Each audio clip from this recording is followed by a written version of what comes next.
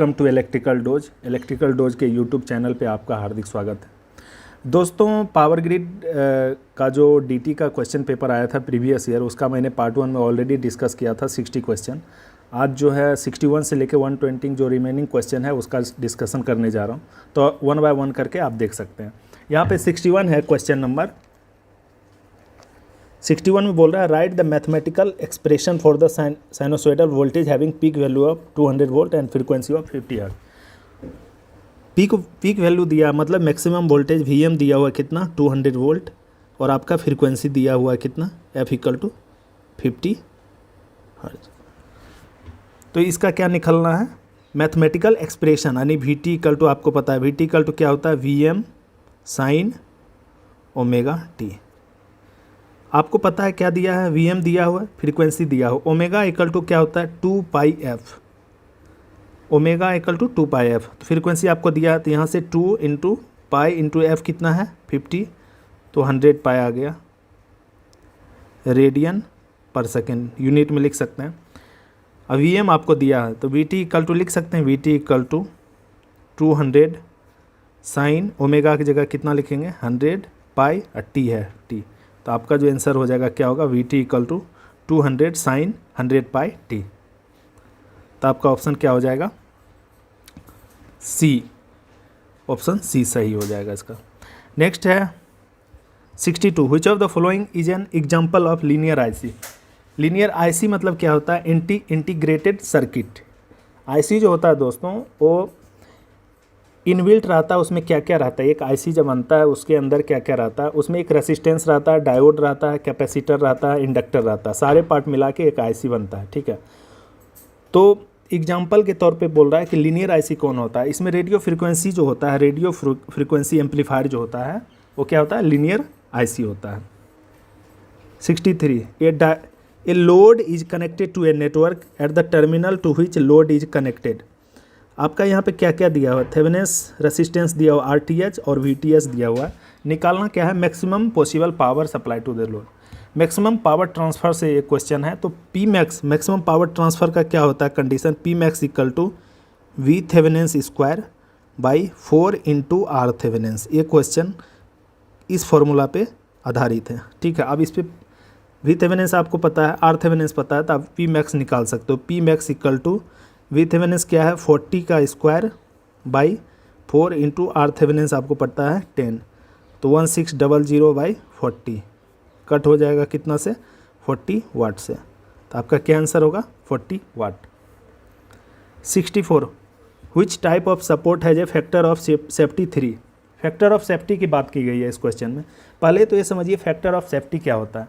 दोस्तों factor of safety जो है उसको आप इस तरह से डिफाइन कर सकते हैं। सपोज करो कि यहाँ पर क्या है, दो पोल हैं ए और बी, ठीक है, इसके बीच से कंडक्टर गया इसके, ठीक है, यहाँ पर एक कंडक्टर कनेक्टेड है इस दोनों पोल के बीच में, तो इस कंडक्टर का कुछ वेट होगा, अपना वेट होगा।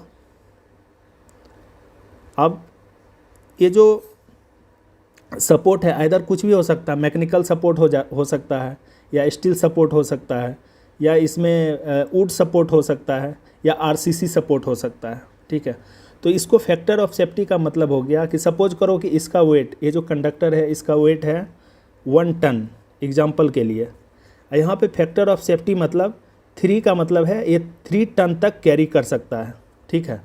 तो आप जो डिज़ाइन जब करते हैं फैक्टर ऑफ सेफ्टी का, तो उसमें वेट देखते हैं कि कितना वेट है कंडक्टर का। अगर सपोज करो कि 1 टन का कंडक्टर है, ठीक है, तो उसको जब हम स्ट्रक्चर यूज़ करेंगे या सपोर्ट यूज़ करेंगे तो उसका 3 टाइम्स ज़्यादा सेफ्टी लेके चलेंगे। तो फैक्टर ऑफ सेफ्टी 3 किसका होता है दोस्तों, फैक्टर ऑफ सेफ्टी जो होता है वुडन सपोर्ट का ज़्यादा होता है। अब इसमें मेटल सपोर्ट का फैक्टर ऑफ सेफ्टी में भी एग्जाम में पूछ सकता है। अगर मेटल सपोर्ट रहेगा तो इसका फैक्टर ऑफ सेफ्टी क्या होता है 2। उसके बाद आपका मैकेनिकल प्रोसेस्ड कंक्रीट सपोर्टर, ठीक है, अगर इसका आ जाएगा तो इसका भी क्या होता है फैक्टर ऑफ सेफ्टी 3 होता है। उसके बाद हैंड मोल्डेड कंक्रीट सपोर्ट का फैक्टर ऑफ सेफ्टी भी 3 होता है। नहीं, इसका हैंड मोल्डेड कंक्रीट सपोर्ट का इसका दोस्तों 2.5 होगा, इसका 2.5 होगा, ठीक है। Metal support plus mechanical processed concrete support का 2 होता है, हैंड मोल्डेड कंक्रीट सपोर्ट का 2.5 होता है। तो बस ऐसा समझिए फैक्टर ऑफ सेफ्टी जो है, सपोज करो कि अगर आपको 1 kg का कंडक्टर लगाना है तो आप उसको प्री डिज़ाइन जो है, प्री एस्टिमेटेड डिज़ाइन 3 kg लेके चलो, ठीक है। कि में भी हो सकता है कभी स्ट्रॉम आ गया, आंधी तूफान आ गई, ठीक है, तेज़ बारिश आ गई, साइक्लोन आ गया, अर्थक्वेक आ गया, उस टाइम में अगर कोई भी किसी भी प्रकार का सिचुएशन होगा तो उस कंडक्टर के वेट को क्या कर सकता है, विथ स्टैंड कर सकता है, ठीक है। इसलिए इसका क्या होगा, फैक्टर ऑफ सेफ्टी 3 किसका होगा, वुडन सपोर्ट का होगा। नेक्स्ट है 65, विच of the following parameter is measured in weber. Weber मतलब मैग्नेटिक फ्लक्स को वेबर में मेजर करते हैं, मैग्नेटिक फ्लक्स। और रिलक्टेंस को क्या, ampere turn per weber, reluctance को मेजर करते हैं। और जो इसका वेबर पर एम्पियर टर्न, रिलक्टेंस जो होता है रेसिप्रोकल ऑफ प्रीमिनेंस होता है, तो इसको आप उल्टा लिख सकते हो, वेबर पर एम्पियर टर्न। और मैग्नेटाइजिंग फोर्स आपको पता ही है, मैग्नेटाइजिंग फोर्स MMF, उसको क्या बोलते हैं, एम्पियर टर्न। 66 में बोल रहा है HT की लाइन है, निम्नलिखित में से कौन सी निर्माण गतिविधि खंभे के स्थान के संकेतों के लिए की जाती है। तो खंभे के स्थान के संकेत, खंभे का स्थान मतलब यहाँ पे गड्ढा चिन्हांकन और गड्ढा खोदने का उसमें क्या किया जाता है, सूचित करने के लिए लगाया जाता है, ठीक है। 67 में आप देख सकते हो यहाँ पे क्या है, एक्सपोनेंशियली डीके फंक्शन है, ठीक है। तो एक्सपोनेंशियली डीके फंक्शन होगा तो ये क्या होगा, e⁻80 cos ωt। अगर यहीं पे एक्सपोनेंशियली इंक्रीजिंग फंक्शन होता तो कॉस की जगह साइन होता, लेकिन यहाँ डीके हो रहा है, आप देख सकते हो यहाँ से स्टार्ट होकर धीरे धीरे क्या हो रहा है, धीरे धीरे क्या हो रहा है, ये डिक्रीजिंग ऑर्डर में जा रहा है, ठीक है। यही अगर इंक्रीजिंग ऑर्डर में होता तो यहाँ कॉस की जगह क्या होता, साइन होता। 68, in case of symmetrical waveform the average value is taken over. कितना साइकिल में करते हैं, in case of unsymmetrical waveform the average value is taken over. तो देखिए इस टाइप का जो क्वेश्चन है, जब भी सिमेट्रिकल वेव के बारे में पूछेगा, अगर क्या है वेवफॉर्म जो है सिमेट्रिकल है, तो हम जो एवरेज वैल्यू लेते हैं हाफ साइकिल पे ही ले लेते हैं, ठीक है। तो इसका क्या होगा, इसका आंसर हाफ होगा पहले में, और जब अनसिमेट्रिकल रहेगा तो आपका पूरे भाग का लेना पड़ेगा, पूरे साइकिल का, तो इसका होगा फुल। हाफ और फुल मतलब हाफ एंड फुल हो जाएगा। 69 में आप देख सकते हो यहाँ पे एक थंडर स्टॉर्म के बारे में दिया हुआ है, बादलों के बीच एक त्वरित विसर्जन 15 कूलम्ब, मतलब चार्ज Q दिया हुआ है 15 कूलम्ब, और टाइम दिया है 6 मिलीसेकेंड तक रहता है। 6 मिलीसेकेंड मतलब 6/1000 सेकेंड, ठीक है। तो अब क्या निकालना है, करंट निकालना है। I = क्या होगा, Q/T। तो Q आपका कितना है 15 और T क्या है 6/1000, तो ऊपर चला जाएगा, तो ये कितना से कटेगा 2.5 से। तो 2.5 और 1000 को हम क्या लिख सकते हैं, किलो एम्पियर। तो कितना हो जाएगा 2.5 किलो एम्पियर। बहुत सिंपल क्वेश्चन आया था 2023 में जो एग्ज़ाम हुई थी मई में, आप देख सकते हो, क्वेश्चन का लेवल देख के आपको पता चल जाएगा। 70, which of the following terminology is used in the rotational mechanical system. तो रोटेशनल मैकेनिकल सिस्टम में हम लोग इनर्सिया यूज करते हैं, ठीक है। रोटेशनल मैकेनिकल सिस्टम के केस में उसको क्या से डिनोट करते हैं, उसका टर्मिनोलॉजी क्या है, इनर्सिया। इसमें एक और ऐड करना चाहता हूँ दोस्तों, क्या होता है कि जब हम mechanical model for various system करते हैं तो उसमें जैसे फोर्स को, जैसे कि अगर फोर्स है, फोर्स को डिनोट करते हैं F से, मास मतलब M हो गया, फ्रिक्शन कांस्टेंट को B से डिनोट करते हैं, फिर आपका क्या हो गया स्प्रिंग कांस्टेंट, इसको आप नोट कर सकते हैं। उसके बाद एक होता है वेलोसिटी, ठीक है। वेलोसिटी मतलब V मान लो, या जो भी V या xt कुछ भी मान लो, xt = क्या होता है, वेलोसिटी। अब इसको क्या चीज़ से डिनोट करोगे, सपोज करो अगर करंट एनालॉजी में यूज कर रहे हो,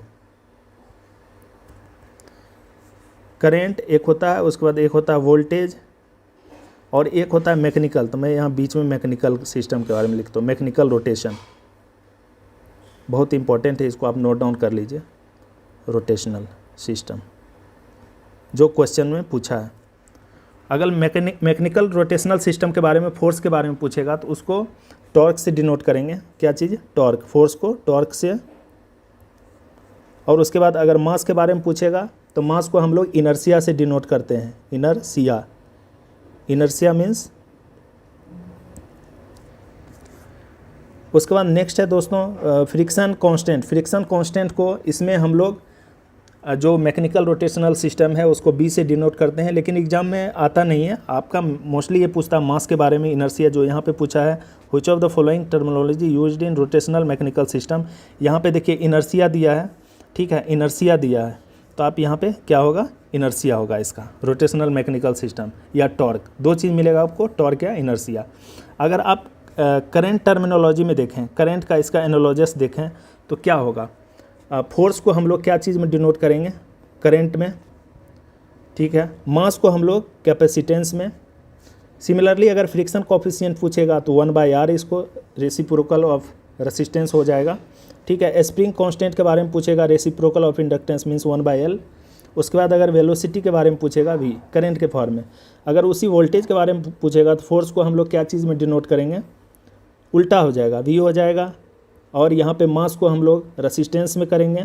सिमिलरली मास को यहाँ पे कैपेसिटेंस था तो यहाँ पे क्या करेंगे? इंडक्टेंस, L में करेंगे। उसी तरह फ्रिक्शन कोफिशिएंट को हम लोग क्या चीज़ में डिनोट करेंगे? रेसिस्टेंस में। स्प्रिंग कांस्टेंट को हम लोग रेसिप्रोकल ऑफ कैपेसिटेंस, और वेलोसिटी को करंट I। तो इस तरह से आप डिनोट करके आप लिख सकते हो, बहुत इंपॉर्टेंट है, इसको आप याद रख लीजिए, ठीक है, या नोट डाउन कर लीजिए अपने नोटबुक में। 71 यदि दिए गए नेटवर्क को नॉर्टन के समतुल्य में परिवर्तित कर दिया जाए तो IN क्या होगा? नॉर्टन करंट क्या होगा? तो इसका अगर आपको नॉर्टन करंट निकालना हो तो सिंपल इस टर्मिनल को शॉर्ट कर दीजिए। यहाँ पे IN पूछ रहा है, IN क्या होगा? IN = 20/5, 4 एम्पियर करंट फ्लो करेगा, ठीक है, इसमें और कुछ ज़्यादा करना नहीं। 72 का है, निम्नलिखित में से किस उपकरण का उपयोग केवल एक दिशा में घूर्णी गति की सुविधा देने और विपरीत दिशा में गति को रोकने के लिए किया जाता है? यहाँ पे क्या क्या है? फाइल है यानी रेती, फिर रिंच है, उसके बाद पेचकस है यानी स्क्रू ड्राइवर है, और पाना स्पेनर है। तो यहाँ पर जो है रेंचेज का यूज जो करते हैं, क्या करते हैं? एक दिशा में घूर्णी गति को सुविधा देने के लिए और विपरीत दिशा में गति को रोकने के लिए किया जाता है। 73 ए 3 phase 120 watt 2300 volt 50 hertz 1000 RPM salient pole synchronous motor develop total power of 100 kilowatt. Neglecting losses calculate the gross torque developed. तो ग्रॉस टॉर्क निकालना इस क्वेश्चन का। तो टॉर्क का फॉर्मूला क्या होता है? पावर इक्वल टू फॉर्मूला होता है power P equal to 2πn/60 into torque, मतलब इसको ω/T भी लिखते हैं, ठीक है। तो 2πn, आपका n मतलब क्या हो गया? स्पीड, और आपका T क्या हो गया? टॉर्क निकालना है मुझे, टॉर्क। तो T equal to gross torque निकालना है, तो P × 60/2πn लिख सकता हूँ।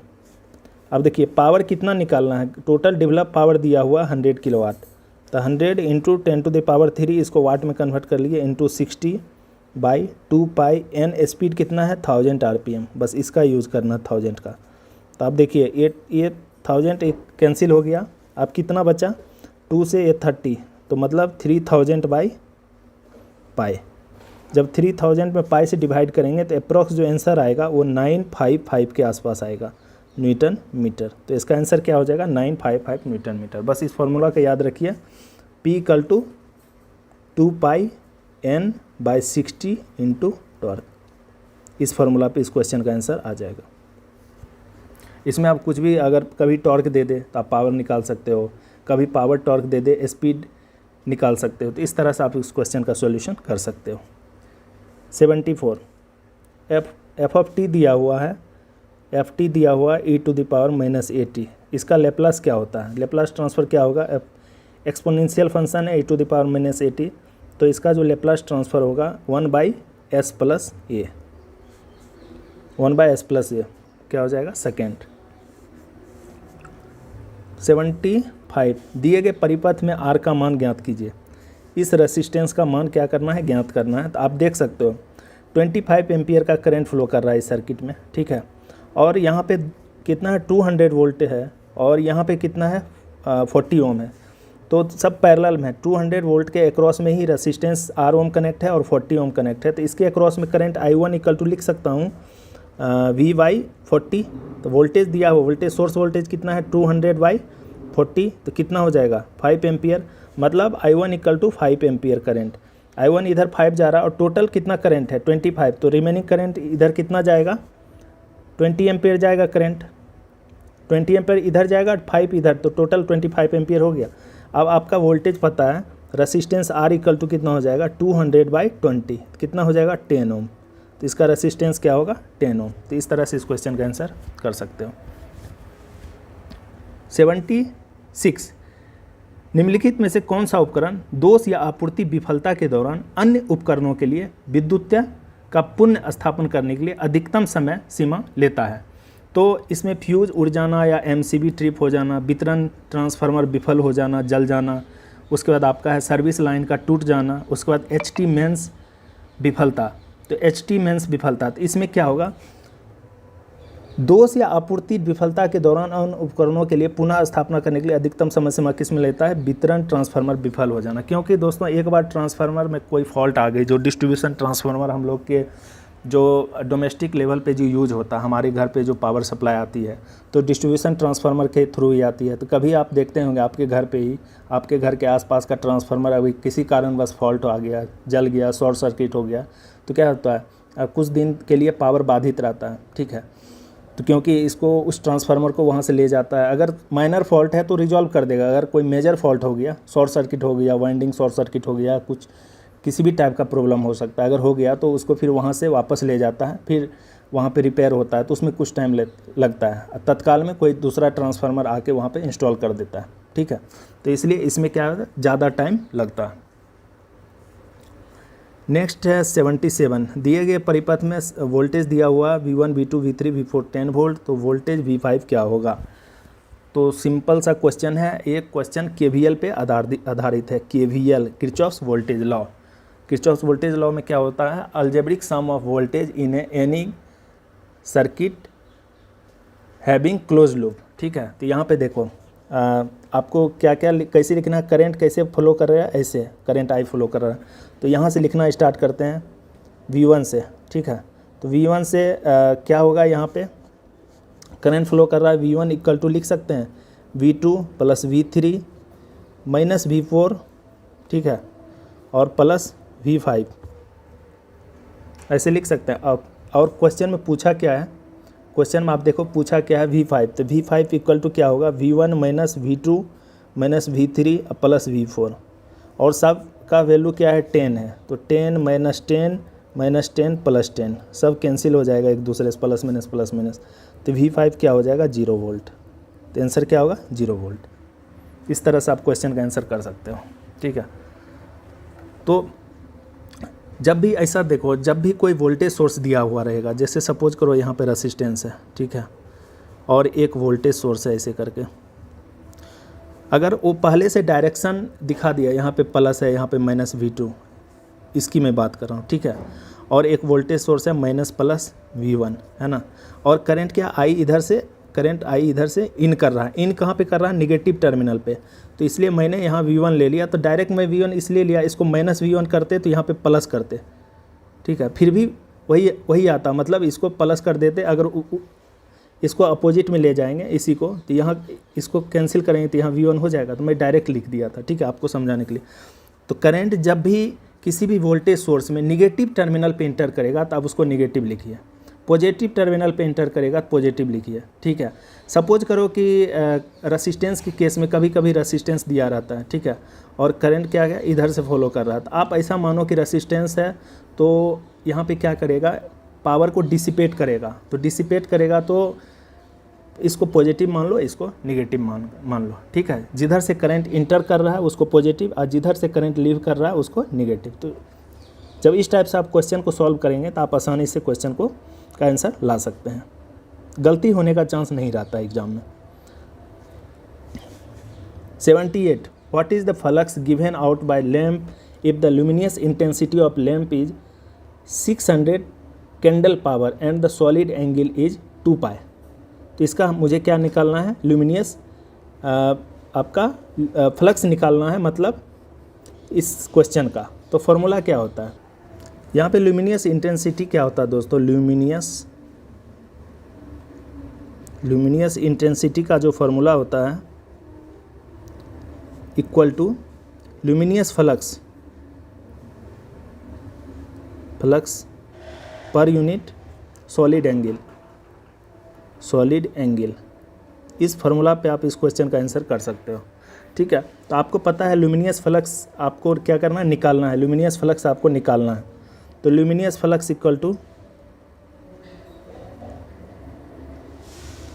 Luminous intensity Li into solid angle को ओमेगा मान लेते हैं, ठीक है।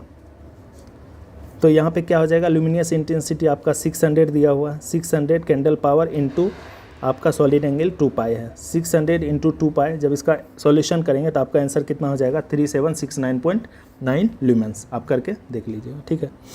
नेक्स्ट है, which of the following is AI generated by atmospheric disturbance. Atmospheric disturbance के कारण इसमें से क्या आप जनरेट करोगे, तो एक्सटर्नल ओवर वोल्टेज जनरेट होगा इसके कारण, ठीक है। In a rheostatic method of speed control of DC shunt motor, use of armature diverter make the method suitable for rapidly changing load। और ये जो है दोस्तों आर्मेचर डाइवर्टर अब नाउ डेज इसको बहुत कम यूज़ करते हैं क्योंकि इसमें ज़्यादा लॉस होता है। आजकल जो है क्या है कि मेन ये सब का यूज़ क्यों करते थे, करंट को कंट्रोल करने के लिए। आजकल बहुत सारे सेमीकंडक्टर्स डिवाइसेस आ गए हैं जो कि आसानी से करंट को क्या कर सकता है, कम कर सकता है, ठीक है। 81 which of the following characteristic is not desirable in measuring instrument. देखो सेंसिटिविटी भी रिलेटेड है मेजरिंग इंस्ट्रूमेंट से, एक्यूरेसी भी है, रिपीटेबिलिटी भी है, और एक होता है रिप्रोडक्टिबिलिटी, वो भी होता है। लेकिन यहाँ पे ड्रिफ्ट जो है इससे रिलेटेड नहीं है, तो क्या होगा आपका ड्रिफ्ट आंसर होगा इसका। Peak factor of half wave rectified sine wave क्या होता है, 2। अगर यहाँ फुल वेव रहता, full wave rectified sine wave, तो क्या होता है √2। नेक्स्ट है 83, अवांछित विकिरण को कम करने के लिए निम्नलिखित में से कौन सी प्रकाश नियंत्रण विधि फिलामेंट लैंप के लिए एक विशेष नीले रंग के कांच का उपयोग करती है। इसमें ऑप्शन है रिफ्यूजन, उसके बाद आपका अपवर्तन मतलब रिफ्रैक्शन, एक है अब्सोर्शन, उसको अब्जॉर्प्शन बोलते हैं, और एक है परावर्तन यानी रिफ्लेक्शन। तो इसका जो सही आंसर होगा अब्सोर्शन होगा, अब्सोर्शन मतलब ऑब्जर्वेशन। नेक्स्ट हो जाएगा 84, ये सिविल का क्वेश्चन भी देखिए आ गया एग्जाम में।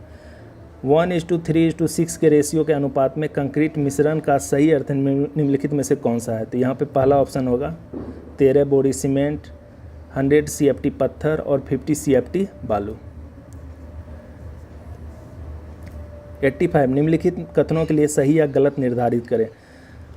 सुपरपोजिशन प्रमेय को विद्युत शक्ति पावर गणना पर लागू किया जा सकता है। नॉर्टन का प्रतिरोध सदैव थेवेनिन के प्रतिरोध के दुगुना होता है। तो इस क्वेश्चन का जो आंसर होगा, क्योंकि दोनों स्टेटमेंट गलत है तो इसका क्या होगा, दोनों गलत ही होगा। सुपरपोजिशन में विद्युत शक्ति पावर को हम कैलकुलेट नहीं करते हैं सुपरपोजिशन थ्योरम में, ठीक है। सुपरपोजिशन थ्योरम में सिर्फ किसके लिए होता है, करंट और वोल्टेज के लिए, ना कि पावर के लिए। और नॉर्टन थ्योरम में जो रेसिस्टेंस होता है, आइदर आप नॉर्टन में कन्वर्ट करके बनाए या थेवेनिन में, दोनों का रेसिस्टेंस क्या होता है, लगभग सेम होता है, ना दुगुना नहीं होता, इसलिए दोनों स्टेटमेंट गलत है। इसका आंसर सही क्या हो जाएगा, D. 86, the unit in which Z parameter are expressed. Z parameter है तो जेड पैरामीटर का यूनिट क्या होगा, ओम। अगर वाई पैरामीटर रहता है तो क्या होता है, MHO, mho. Which of the following statement is incorrect for the extra high voltage transmission line। देखिए extra high voltage transmission line किसको बोलते हैं, जो लाइन 765 kV का लाइन होता है, ठीक है, उसको हम क्या बोलते हैं, extra high voltage transmission line. लेकिन इसमें से बोल रहा है, इसमें से कौन सा इनकरेक्ट है। अगर पहला ऑप्शन देखें, इंक्रीज द ट्रांसमिशन इफिशिएंसी, जितना आप वोल्टेज लेवल बढ़ाएंगे ट्रांसमिशन लाइन का उतना क्या होगा, इफिशिएंसी इंक्रीज करेगा और लॉसेस कम होता है, ठीक है। तो ये ऑप्शन सही है आपका। दूसरा इम्प्रूवमेंट इन वोल्टेज रेगुलेशन, ये भी सही है। रिड्यूस इलेक्ट्रिकल लॉसेस, ऑब्वियस सी बात है, एफिशिएंसी इंक्रीज कर रहा है तो लॉसेस भी क्या होगा, रिड्यूस होगा। Reduce cost of tower and protection, नहीं, ये गलत है दोस्तों। आप extra high voltage transmission line आप यूज करेंगे तो उसमें आपका प्रोटेक्शन तो और ज़्यादा लगेगा ना। प्रोटेक्शन जितने भी इक्विपमेंट होते हैं, प्रोटेक्टिंग इक्विपमेंट, वो तो और ज़्यादा कॉस्टली होता है। उसके बाद टावर, उसके लिए आप जैसे 765 kV का लाइन है, उसके लिए टावर का फाउंडेशन, ठीक है, उसका आप कितना हाइट रखते हैं, उसमें कंडक्टर का जो डायमीटर है वो भी अलग अलग यूज होता है, तो उसका कॉस्ट और बढ़ेगा ना कि कम होगा, ठीक है। तो इसका करेक्ट आंसर क्या हो जाएगा, 4। What is the value of surge impedance of transmission line, inductance दिया हुआ और कैपेसिटेंस दिया हुआ है। फॉर्मूला होता है Z S surge impedance equal to √L/C। L आपको दिया हुआ 169 बाई सी आपको दिया हुआ 64, दोनों अगर रूट से निकालेंगे तो ये 13, ये हो जाएगा 8। अगर इसको डिवाइड करेंगे तो 1/6 7 के आसपास आएगा। तो इसका क्या आंसर होगा, इसका आंसर क्या होगा 1/6 ओम, जो कि पहला ऑप्शन है। 89 the resultant magnetic moment in an atom of the diamagnetic material is between 0 and unity, 0 infinity, उसके बाद लेस देन 0, तो क्या होगा, डायमैग्नेटिक मटेरियल है तो magnetic moment, resultant magnetic moment हमेशा डायमैग्नेटिक मटेरियल में 0 होता है। आपका ये समीकरण देख के इक्वल टू -NdΦ/dt में ऋणात्मक चिन्ह किसको, लेंज लॉ को सूचित करता है, ठीक है। फैराडे सेकेंड लॉ में क्या रहता है, फैराडे के नियम में फैराडे का जो सेकेंड लॉ होता है उसमें इक्वल टू Ndφ/dt का एक्सप्रेशन मिलता है, ठीक है, सेकेंड लॉ से। लेकिन यहाँ पे लेंज लॉ है, माइनस डिनोट कर रहा है, ठीक है, इसलिए लेंज के नियम होंगे इसमें। 91 विंड फार्म जैसी वितरित उत्पादक परियोजना में किस प्रकार के सबस्टेशन का उपयोग किया जाता है। तो विंड फार्म मतलब जो विंड पावर प्लांट है उसमें किस टाइप के परियोजना, किस प्रकार के सबस्टेशन का उपयोग किया जाता है। ऑप्शन है इसमें वितरित सबस्टेशन, संग्राहक सबस्टेशन, परिवर्तक सबस्टेशन और रेलवे सबस्टेशन। तो इसका क्या होगा आंसर, संग्राहक मतलब कलेक्टर सबस्टेशन होगा इसका सही आंसर, सबस्टेशन यूज करते हैं। 92 निम्नलिखित में से कौन सा कारक विद्युत रोधी क्षति का कारण नहीं है। दोस्तों हिंदी में क्वेश्चन है, क्योंकि रिस्पॉन्स शीट मुझे ऐसा ही मिला था, इसलिए थोड़ा हिंदी में क्या है प्रॉब्लम हो जाती है पढ़ने में, ठीक है। बड़ी संख्या में डिस्क विद्युत रोधियों का एक जुड़ा होना, तो अगर मैं इसको इंग्लिश में बताऊं कि which of the following factor is not a cause of electrical damage, तो इसमें 4 ऑप्शन होगा। A large number of disc insulator connected together, या rainy season dust on insulator, इसका मतलब है। उसके बाद वेरिएशन, तापमान में अंतर मतलब variation in temperature and hot and cold season, ठीक है। अब पीजी क्लैंपों का अत्यधिक कसा हुआ होना मतलब पीजी क्लैंप्स टू टाइट। तो इसका जो आंसर होगा दोस्तों पहला होगा, बड़ी संख्या में डिस्क विद्युत रोधियों का एक साथ जुड़ा होना, not a cause of electrical damage में, ठीक है। क्या हो जाएगा, a large number of disc insulators connected together. Which of the following is defined as the ratio of total number of lumens reaching the working plane to the total number of lumens emitting from the source। तो उसको बोलते हैं coefficient of utilization या utilization factor। Next है 94 if 2 ammeter A and B are 20 milliampere and 30 milliampere current respectively to give full scale deflection। full scale deflection में क्या होगा, देखिए जब भी डिफ्लेक्शन की बात होगी और सेंसिटिव की बात होगी तो सेंसिटिव जो होता है सेंसिटिविटी जो होता है दोस्तों डायरेक्टली प्रोपोर्शनल टू 1/IM, ठीक है। करंट ज़्यादा होगा सेंसिटिविटी कम होगी, करंट कम होगा सेंसिटिविटी क्या होगा ज़्यादा होगा। तो आप यहाँ पे देख सकते हो 2 ammeter A और B और फुल स्केल डिफ्लेक्शन पे क्या होगा, A is more sensitive than B, ठीक है। क्या होगा, A is more sensitive than B। 95 है, if a horizontal input is EM sin omega TV and vertical input EM sin omega T plus 50 degree, then the what will be the Lissajous pattern on CRO। तो इसका जो pattern बनेगा दोस्तों, इसका option क्या हो जाएगा, C। लिसाजस पैटर्न का एक तो फ्रीक्वेंसी निकालने का भी फॉर्मूला आता है, लेकिन इसका जो आंसर होगा ये 96 which type of emission is done by the bombardment of the high speed electron, secondary mission को कंट्रोल करने के लिए क्या करते हैं, बम्बार्डमेंट करते हैं ऑफ हाई स्पीड इलेक्ट्रॉन का। त्वरित आघात में क्रम में ऊर्जा हो सकती है, कितना हो सकता है। त्वरित आघात का मतलब होता है लाइटनिंग स्ट्राइक। लाइटनिंग स्ट्राइक में जो है जो एनर्जी रिलीज होता है जब लाइटनिंग अर्थ के सरफेस पे गिरता है तो लगभग 5 गीगा जूल एनर्जी को क्या करता है, रिलीज करता है through in the earth surface, on the earth surface. ठीक है, तो अगर 5 गीगा जूल को आप कन्वर्ट करेंगे एनर्जी में तो लगभग जो है 250 किलोवाट आवर आता है, किलोवाट आवर। तो इसका क्या आंसर हो जाएगा, 250 kilowatt hour. In a synchronous machine the starter core is made up of silicon steel lamination का बना होता है। बहुत सिंपल क्वेश्चन है, ये तो आपको पता ही होगा आप लोग को। नेक्स्ट है which of the following symbol are representing a fluorescent lamp in a flowing circuit diagram. इसमें से कौन सा फ्लोरेसेंट लैंप को रिप्रेजेंट कर रहा है। तो आप यहाँ पे देख सकते हैं ये वाला जो पार्ट है ये क्या डिनोट कर रहा है, फ्लोरेसेंट लैंप को। तो अब इस टाइप का कहाँ पे है, इसमें है बी ऑप्शन में, तो आपका बी सही हो गया इसका।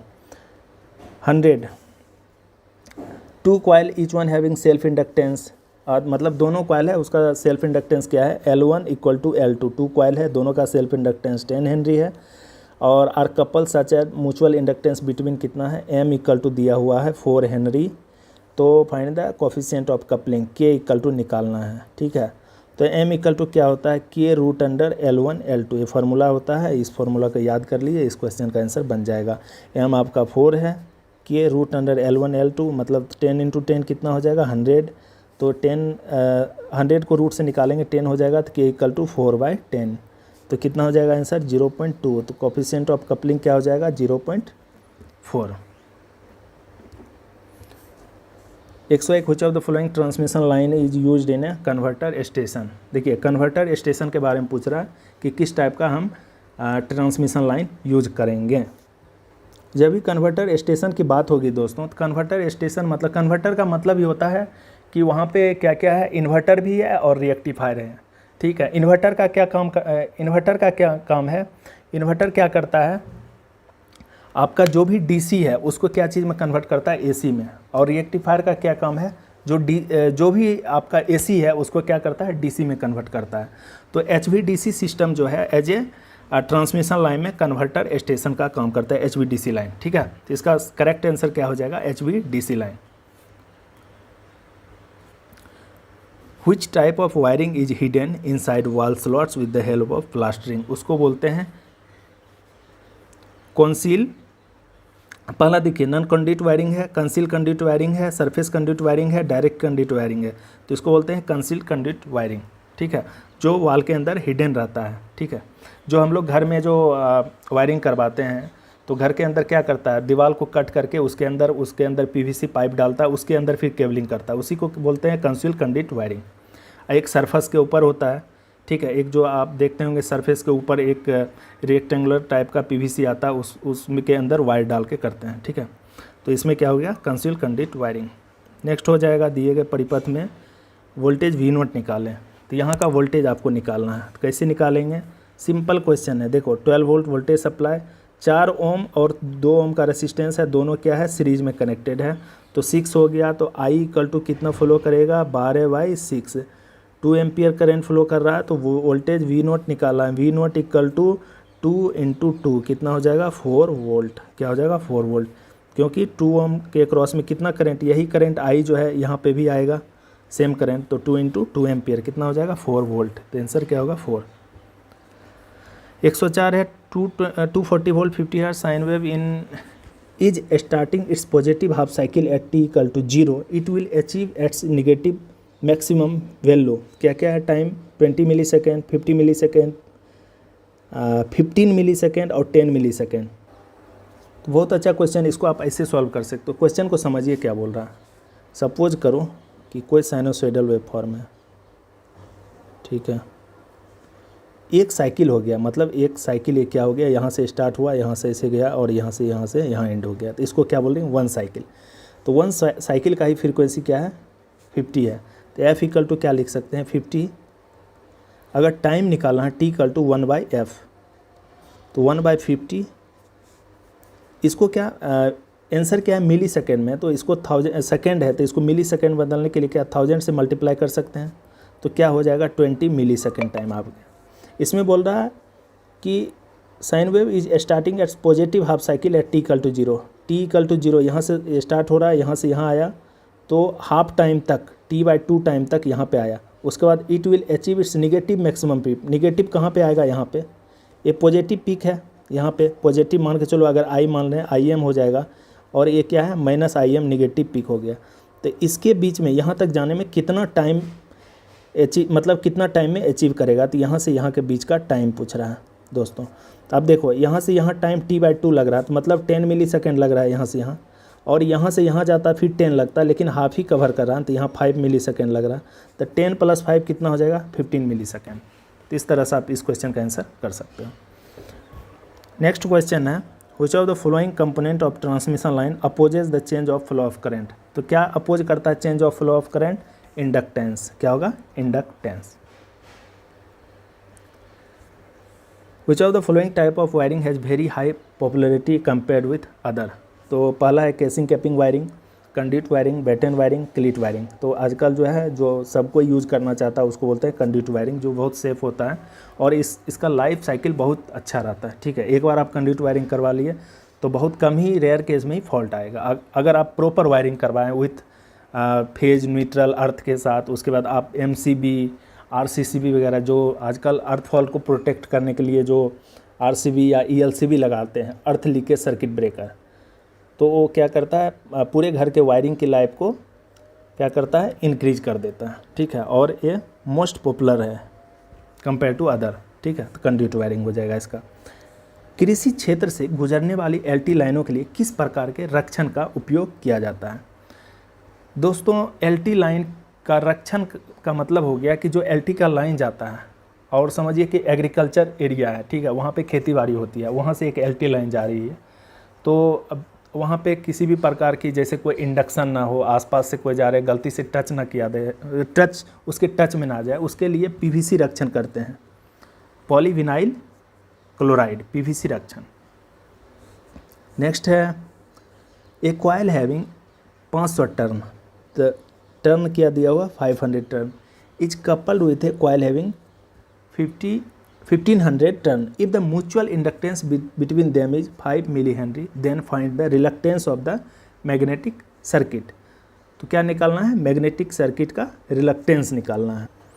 बहुत अच्छा क्वेश्चन है। यहाँ पे देखिए, आपको पता है रिलक्टेंस क्या करता है, अपोज करता है किसको, मैग्नेटिक फ्लक्स को।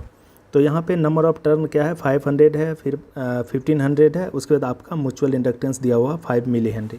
तो पहले आपको रिलक्टेंस का फार्मूला क्या होता है, RL = क्या होता है L/μ0A।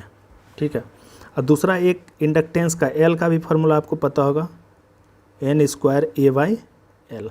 ये दो फार्मूला इंपॉर्टेंट है।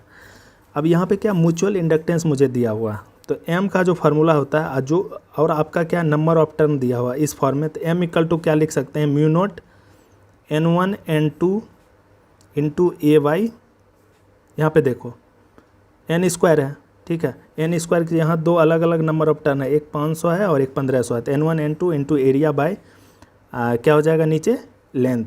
ठीक है, तो अब यहाँ से आप देखो, इसको आप यहाँ पे ऐसे भी लिख सकते हो, रिलक्टेंस क्या है L/, तो इसको हम M = N1 N2 bye reluctance RL लिख सकते हैं। रिलक्टेंस क्यों लिखे, अब देखो रिलक्टेंस RL = क्या होता है L/μ0A। अब यहाँ पे μ0A और L जो है, तो यहाँ पे अगर L/, इसको क्या कर सकते हैं, μ0 और A लिख सकते हैं, तो ये क्या होगा ऊपर चला जाएगा। ठीक है, तो इसको हम क्या लिख दिए रिलक्टेंस, और N1 N2 क्या होगा सेम ही रहेगा। तो आप इसमें जस्ट वैल्यू पुट करना है, तो आपका आंसर रिलक्टेंस आपको निकालना है, तो N1 N2 बाई क्या है म्यूचुअल इंडक्टेंस M। N1 दिया हुआ आपको 1500, N2 दिया हुआ 500, उसके बाद आपका म्यूचुअल इंडक्टेंस 5 मिली हेनरी है, तो 10⁻³ जब इसका सॉल्यूशन करेंगे तो आपको 15 × 10⁻, क्या आ जाएगा +7 एम्पियर टर्न पर वेबर। तो आपका क्या इसका सही आंसर होगा option 1, 15 × 10⁻7 ampere turn per weber. An alternating current I is given by, I T दिया हुआ है, find the time period of the current. Time period T equal to क्या, ठीक है, तो टाइम पीरियड आपको टी निकालना है। तो टी निकालने के लिए आपको क्या करना पड़ेगा, फ्रीक्वेंसी निकालना पड़ेगा। आपको यहाँ पे पता है I T equal to 141.4 sine 400 pi T दिया हुआ है। अगर जनरल लिखेंगे मैथमेटिकल एक्सप्रेशन किसका आई टी को, तो क्या लिखते हैं, I T equal to I M sine omega T. तो ओमेगा इक्वल टू हम लिख सकते हैं 400 पाई। देखो इसको कंपेयर करो इक्वेशन 1 और इक्वेशन 2 को, तो यहाँ पे ओमेगा की जगह क्या है 400 पाई है। तो ओमेगा इक्वल टू क्या होता है 2 पाई एफ होता है इक्वल टू 400 पाई। अब देखो पाई पाई कैंसिल हो गया, एफ इक्वल टू कितना हो जाएगा 200, फिर 200 हो गया, क्या 200 फ्रीक्वेंसी है तो 200 हर्ज हो गया। अब इसको टाइम टी इक्वल टू क्या होता है 1/f, तो 1/200। अब इसको सेकेंड में होगा ये, ठीक है। अगर इसको मिली सेकेंड में बनाना है तो 1000 से क्या करना पड़ेगा, मल्टीप्लाई करना पड़ेगा, तो कितना होगा 5 मिली सेकेंड। तो इसका क्या आंसर होगा 5 मिली सेकेंड। तो इस तरह से आप टाइम निकाल सकते हो, टाइम पीरियड किसी भी अल्टरनेटिंग वेव फॉर्म का। 110 का which of the following load would be best driven by DC compound motor के बारे में पूछा। तो डीसी कंपाउंड मोटर में आप यहाँ पे किस टाइप का एप्लीकेशन, किस टाइप का ड्राइव यूज़ करते हो। फैन, रेसिप्रोकेटिंग पंप है, सेंट्रीफ्यूगल पंप है, डॉट मैट्रिक्स प्रिंटर है। जो डीसी कंपाउंड मोटर के लिए जो यूज़ करते हैं हम लोग रेसिप्रोकेटिंग पंप यूज़ करते हैं। तो इसका करेक्ट आंसर क्या होगा, बी होगा। व्हेन ए डायोड, इसमें बोल रहा है no external energy source is apply. अगर डायोड में कोई भी एक्सटर्नल एनर्जी सोर्स अगर अप्लाई आप नहीं करेंगे तो डायोड का बिहेवियर कैसा होगा, रिवर्स बायस्ड होगा, फॉरवर्ड होगा, जीरो होगा या यूनिटी बायस्ड होगा। जब कोई भी इनपुट सप्लाई अप्लाई नहीं करेंगे तो दोस्तों क्या होगा, ना तो आइदर रिवर्स होगा ना फॉरवर्ड होगा, क्या होगा जीरो, मतलब डायोड जैसा है वैसा ही उसी अवस्था में रहेगा, जीरो बायस्ड होगा, ठीक है। Which of the following Laplace domain behaviour is correct for inductance. Inductance के फॉर्म में क्या लिखते हैं, एस एल लिखते हैं इंडक्टेंस के फॉर्म में। अगर यहीं पे इंडक्टेंस की जगह और कैपेसिटेंस के फॉर्म में क्या लिखते हैं, इन एस डोमेन लेप्लास डोमेन में कैपेसिटेंस के फॉर्म में 1/SC लिखते हैं, ठीक है। तो यहाँ पे इंडक्टेंस के बारे में पूछा तो क्या होगा S L. Which type of property is shown by the following function. यहाँ पे दिया हुआ एक फंक्शन दिया हुआ है एल के एफ टी इक्वल टू के एफ एस, ठीक है। इसमें शिफ्टिंग थ्योरम है, स्केलिंग थ्योरम है, लीनियरिटी है या डिस्ट्रीब्यूशन थ्योरम है। इस क्वेश्चन को करने के लिए आप पहले शिफ्टिंग थ्योरम क्या क्या होता है, एक होता है टाइम शिफ्टिंग। टाइम शिफ्टिंग में क्या होता है, सपोज करो कोई फंक्शन दिया X of T minus T naught, तो उसको आप किस तरह से लिख सकते हो, एक्सपोनेंशियल फंक्शन में e to the power minus J omega T naught into x omega. ये क्या होगा टाइम शिफ्टिंग के फॉर्म में। अगर सपोज करो फ्रीक्वेंसी शिफ्टिंग के फॉर्म में पूछता फ्रीक्वेंसी शिफ्टिंग,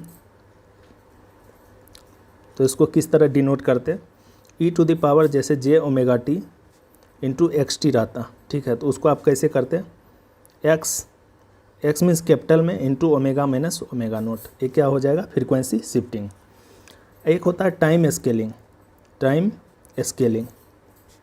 आपको ऑप्शन भी पता चल जाएगा टाइम स्केलिंग क्या होता है।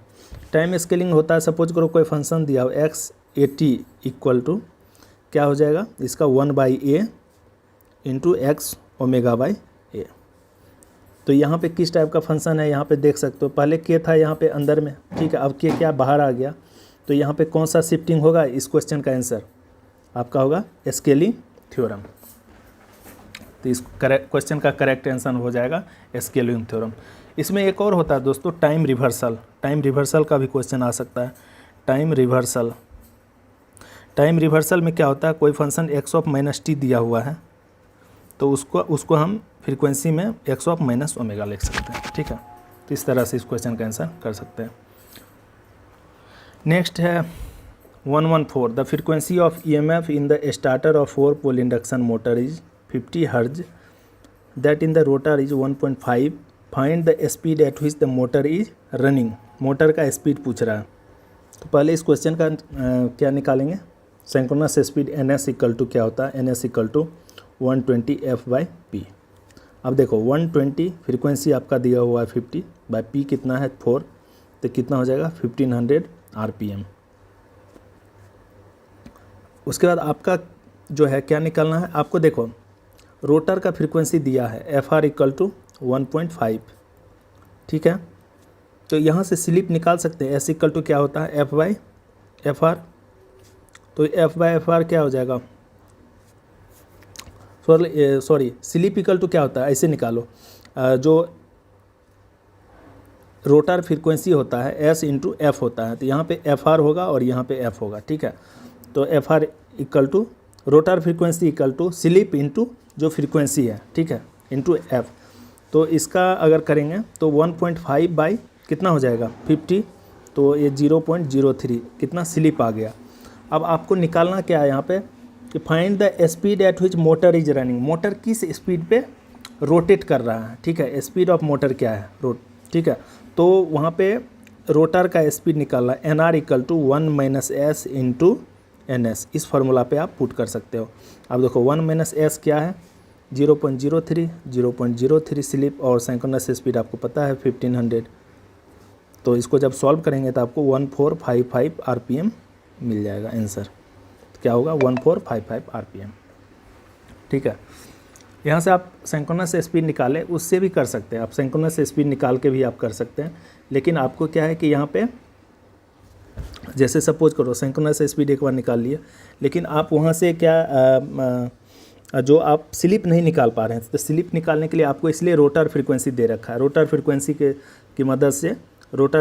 की मदद से इंटू SF आप क्या निकाल सकते हो स्लिप।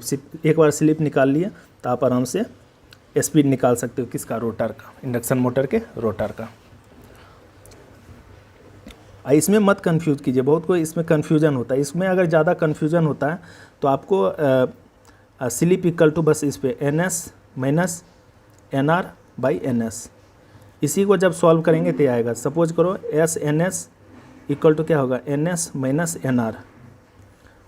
तो NS कॉमन ले लिए, इसको इधर आ गया और माइनस को इस साइड में ले, NS कॉमन ले गया तो 1 - S हो गया, इक्वल टू क्या होगा NR।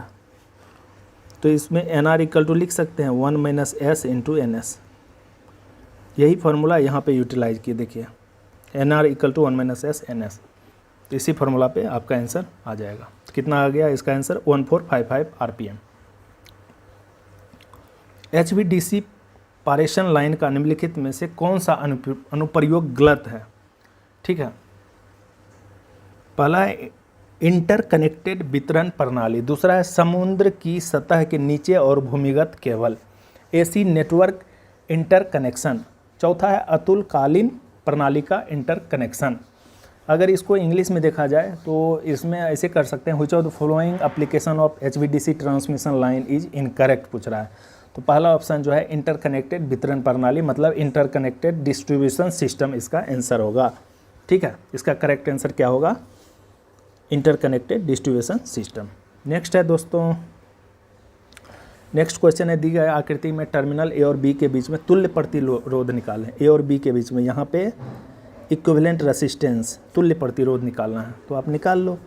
3 ओम और 2 ओम पैरेलल में है, तो पैरेलल में 2 × 3/5, तो कितना हो जाएगा 6/5, तो 1/2। और ये 10 ओम और ये 1.2 क्या आ जाएगा सीरीज में, ठीक है। तो कितना होगा 10 + 1.2, तो कितना हो जाएगा 11.2 ओम। तो आपका आंसर क्या हो जाएगा 11.2 ओम। सिंपल क्वेश्चन है। नेक्स्ट चलते हैं 117। स्टेट ट्रू या false for the following statement. All meshes are loop but all loops are not meshes, ठीक है। दूसरा है Kirchhoff's law can not be applied to non linear circuit. तो इसमें बताना है कि दोनों जो स्टेटमेंट दिया है इसमें से गलत कौन है और सही कौन है, ठीक है। तो आप इसका पहले मेस और लूप का आप क्या क्या कंडीशन होता है वो आप जान लीजिए। यहाँ पे देखो दोस्तों, एक सर्किट डायग्राम के थ्रू इस क्वेश्चन का सॉल्यूशन करते हैं, ठीक है। एक सर्किट है, देखो यहाँ पे एक वोल्टेज सोर्स है और रेसिस्टेंस है अलग अलग। तो यहाँ पे पहला ऑप्शन जो है all meshes are loop but all loops are not meshes, एक करेक्ट आंसर है, ठीक है। ऐसा क्यों दोस्तों, देखो जो लूप होता है, सपोज करो इसमें इसको एक लूप ले लिए, फिर इसको दूसरा और इसको तीसरा 1 2 3, लेकिन मेसेस में क्या कर सकते हैं, यहाँ से एक तो ये आपका यहाँ से इस तरह से एक आ गया, एक मेस यहाँ पे ये हो गया, ठीक है, और दूसरा हो गया एक कंप्लीट यहाँ से लेके यहाँ तक ये पूरा मेस आ गया, ठीक है। इसलिए all meshes are loop but all loops are not meshes, तो क्या हो जाएगा इसका, ऑप्शन 1 इज करेक्ट। दूसरा है Kirchhoff's law can not be applied to non linear circuit, ऐसा कुछ नहीं है सर, आप किरचॉफ्स लॉ को कहीं भी अप्लाई कर सकते हो, ठीक है। तो इसका जो करेक्ट आंसर क्या होगा, ट्रू एंड फॉल्स होगा, ठीक है। यहाँ नॉन लीनियर ऐसा कोई नहीं है कि आप अप्लाई नहीं कर सकते हो, आप कर सकते हो अप्लाई किरचॉफ्स लॉ कहीं भी किसी भी सर्किट में, लीनियर हो या नॉन लीनियर। आर्थिक विचार के अनुसार उत्पादन केंद्रों से लोड केंद्रों तक का पारेषण केवल EHV UHV रेंज में वोल्टेज पर ही तकनीकी और आर्थिक रूप से संभव है। पहला है उच्च विद्युत शक्ति, दूसरा अस्थिर विद्युत शक्ति, निम्न विद्युत शक्ति और मध्यम विद्युत शक्ति। उच्च विद्युत शक्ति मतलब हाई इलेक्ट्रिकल पावर, और इसका अनस्टेबल इलेक्ट्रिकल पावर ये होगा लो इलेक्ट्रिकल पावर, और लास्ट वन हो जाएगा मीडियम इलेक्ट्रिकल पावर। तो इसमें से पूछ रहा आर्थिक मतलब इकोनॉमिक कंसिडरेशन के अनुसार ट्रांसमिशन ऑफ जो है किसका generation centre to load centre जो है टेक्निकली कौन सा वाइबल है, तो उच्च विद्युत शक्ति, ठीक है। हाई इलेक्ट्रिकल पावर क्या हो जाएगा, high electrical power. Determine the conductance of the short circuit on 120 volt result in the short circuit current. Conductance G equal to क्या होता है, I/V। तो I आपको दिया हुआ 400, ठीक है, V आपको दिया हुआ है कितना 125, तो क्या हो जाएगा 3.2 सीमेंस, क्या हो जाएगा 3.2 सीमेंस। नेक्स्ट लास्ट क्वेश्चन है दोस्तों 120, विच of the following traction system use single phase AC distribution network for minimum cost and high transmission efficiency with DC series motor. Composite system, 3 phase AC system, single phase AC system, उसके बाद last one DC। Question से आपको पता चल गया होगा कि यहाँ पे देखिए AC का भी बात कर रहा है और क्या DC का भी बात कर रहा है। जहाँ AC और DC दोनों का बात हो वो कैसा सिस्टम होगा, कंपोजिट सिस्टम होगा, ठीक है। क्वेश्चन से ही पता चल जाएगा कि इस क्वेश्चन का आंसर क्या होगा, कौन सा सिस्टम होगा, कंपोजिट सिस्टम। तो दोस्तों आज मैंने जो मई में एग्ज़ाम हुआ था 2023 के मई में जो एग्ज़ाम हुआ था पावर ग्रिड प्रीवियस ईयर, उसका 120 क्वेश्चन का जो डिस्कशन है कंप्लीट कर चुका हूं। अगर आप लोग को डाउट है कहीं भी किसी भी टाइप का तो आप मुझे कमेंट बॉक्स में कमेंट कर सकते हैं, ठीक है। मैं अपने तरफ से जितने भी डाउट होंगे सब क्लियर करने की कोशिश करूंगा। Thanks for watching.